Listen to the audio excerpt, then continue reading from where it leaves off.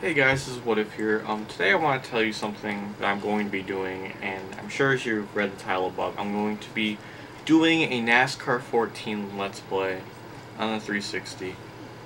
The reason why I finally decided to do this is because I was saying on my channel that I just didn't think it would be possible, and I did a couple of practice season modes to figure out what kind of format I should do to provide the best quality and just most entertaining races.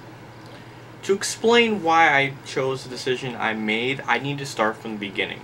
So when this game first came out, they didn't have the new knockout qualifying in the game. It still had the old qualifying layout where one person would go and the next and the next. It wasn't like all bunched together like it is now.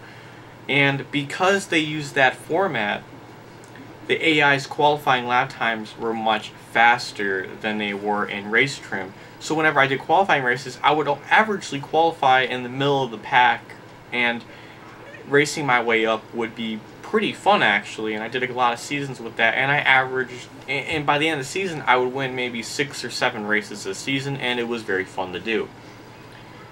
But when this patch came out that included the knockout qualifying, it made all the AI's lap times a little bit more around the range you would normally have. Instead of being like a second faster, there would be about, about where you would run. Like, for example, at Martinsville, they would run like 18-second lap times or something, and then with this new thing that came out, they would run like about 19 seconds.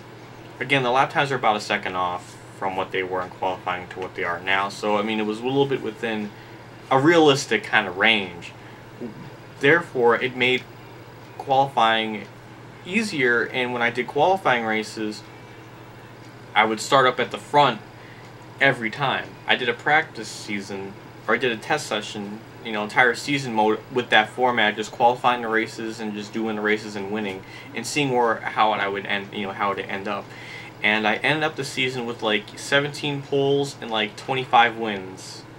That's not going to be entertaining to make a Let's Play on. I mean, that's just ridiculous. I mean, 90% of the races I would have won. I'm not going to do a series like that. That's just ridiculous. That's not even fun. And that's just with default setup too, nonetheless. And I never used a default setup.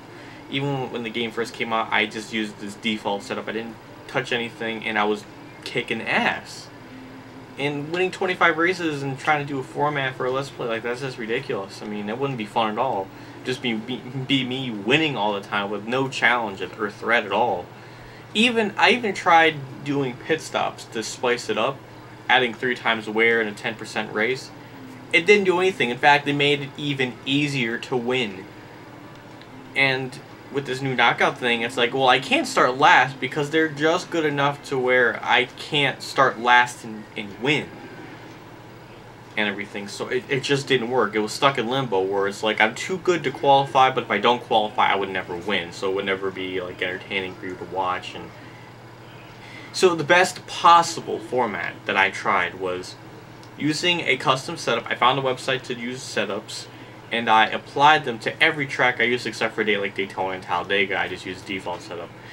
Because honestly, if I were to use default setup for Daytona and Talladega, the freaking front of the car would be like up in the air, and in the back it'll be like on the ground, and you'd be like it'd be like so much faster. Even on 100% difficulty and all that stuff, you would just like pull away all by yourself. So it wouldn't even be fair. So that's why I'm doing defaults for the stricter play tracks. But I used custom setups for every track. I started last with the 5% laps, and it actually provided a lot of fun racing. I didn't win all the time. I think I won about maybe 6 or 7. That's not too bad, and it provided a very fun season mode. Again, I tried racing at 10%, and it just made it a little bit too easy, so I cut it down to 5. Some tracks, I wish I had the extra laps, and some tracks you don't.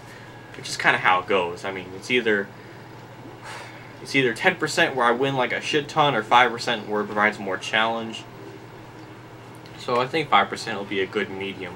And that's the format I'm going to be doing it in. I'm going to be doing custom setups, 100% difficulty, no assists, all that stuff. and 5% races and qualifying laps with custom setup.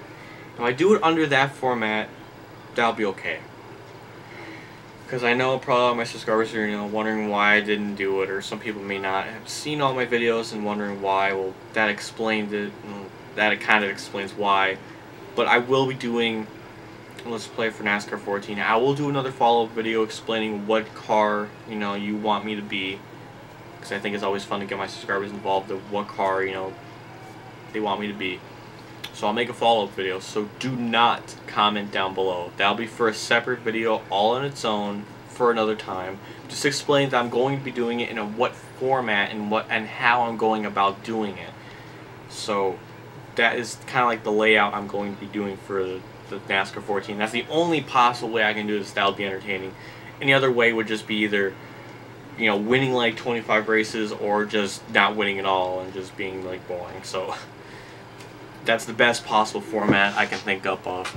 So thanks for watching. You stuck around to the end, and be sure to check out my NASCAR Thunder 2003 Let's Plays, because I've been doing those for about a month or so now, and I'm still doing it now, and it's been very fun to do. So if you're new to this channel, check it out. So it's been fun if you want to hear me ramble about shit. So thanks for watching. I'll catch you all later, and have a nice day.